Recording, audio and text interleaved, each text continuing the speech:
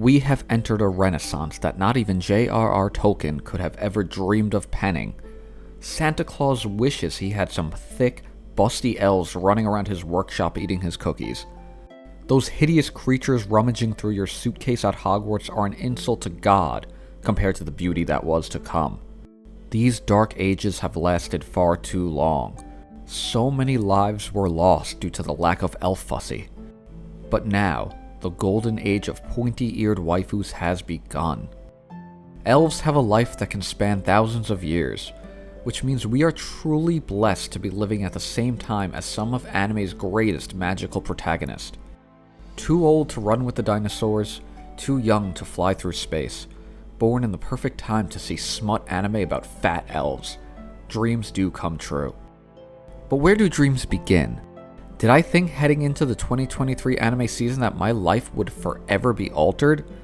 Could my time on Earth truly be revolutionized in a year where an anime about an alchemist with incredible thighs was at the top of my hype list?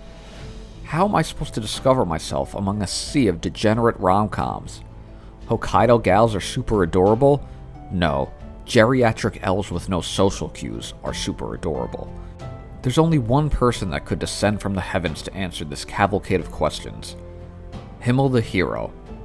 But he died in like the first 4 minutes of the show, so Frieren will have to do. And what she lacks in dramatic flair and an incredible beauty mark, she makes up for in being the gateway elf to animes, nay, the world's, elf renaissance. Frieren just wants to sleep and find wacky spells that dissolve clothing.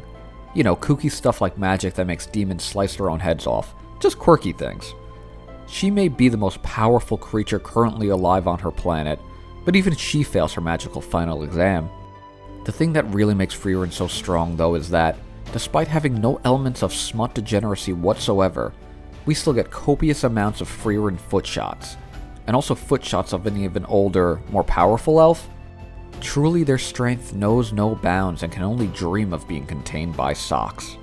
And if the souls of elf girls aren't your thing, Frieren is a show that's got something for everyone.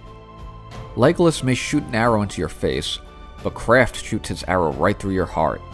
Or Stark's heart. Sometimes you gotta just let it happen. I mean, you're not going to say no to the founder of the Kraft mac and cheese empire, right? Because of the implication.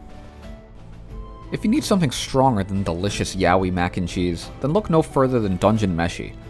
Marcille is such a powerful mage that she got me to watch my first dub anime since Yu Yu Hakusho, which I only really watched for Kuwabara.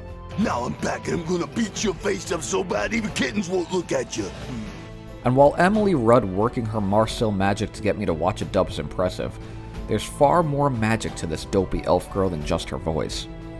There are also the Yuri implications. Perhaps it could even be deemed furry Yuri.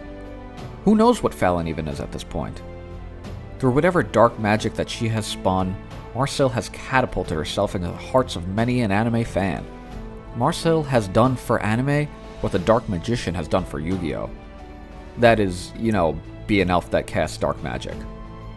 Okay, maybe that doesn't work. More like Dark Magician Girl, a dark magic waifu. But the magic isn't the most magical thing about Marcille. No, it's also not Emily Rudd. It's all of the top-tier reaction images that she generates. She is a non-stop machine of hilarious faces.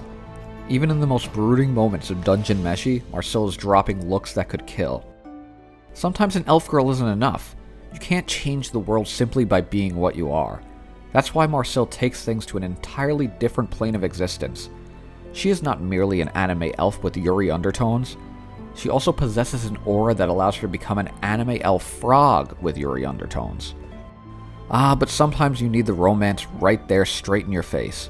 No undertones, just a straight up, blatant, right in the title romance. And that's what How to Love Your Elf Bride is for. We can't truly have an elf girl renaissance without a tsundere elf girl getting courted by an incredibly stupid yet powerful magician. And not just any magician either. We're not talking about a guy turning tricks like he's Job from Arrested Development. This is the magic trick, huh? Illusion, Michael. Trick is something a whore does for money. This sorcerer is Penn and Teller all rolled into one. And even with all of those accolades, it is the elf that used some sort of sorcery to take control of his heart. Love at First Sight is an incredibly terrifying spell, and it's one Nephi casts with ease. She is more than worth her weight in gold, as she is swept off her feet not only by sorcery, but by a ludicrous financial investment as well. As someone that loses eBay bids on LEGO sets from the 90s, I get why our guy was trying to throw his money around. If you want that LEGO pizzeria, you gotta pay the price.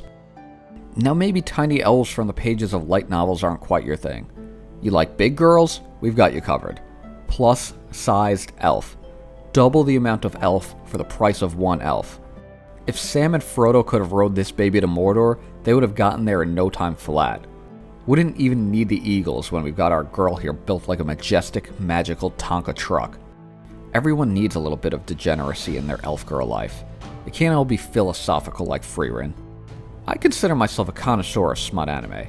I watch the real version of gushing over magical girls while wearing a tuxedo and drinking wine. And even then, I wasn't ready for how degenerate plus-sized elf would be. This is real magic. Elfuda is the personification of the pickup line, "You want some fries with that shake?" And she most definitely does want fries with that shake. All she wants is fries. She's a burger-loving baddie with some bad burgers. Her lack of self-control has kept her in our world, and truly we are a better world due to her finger-licking good presence. Through all the sacrifices these elf girls have made, our lives have been enriched. Frieren inspired me to become a better person to those around me, and to appreciate the time I have here on this earth. Marcille inspired me to be open-minded. Neffy taught me that good things come to those who wait. Elfuda inspired me to get in my car and search for those immaculate golden arches to get a super-sized Big Mac meal and a Happy Meal for later. And for that, Elfuda and the girls of plus-sized elf are truly worthy of bringing this elf girl renaissance to its apex. While the fry-filled visage of Elfuda should be on the ceiling of the Sistine Chapel, you should find yourself subscribed to S-Class Anime.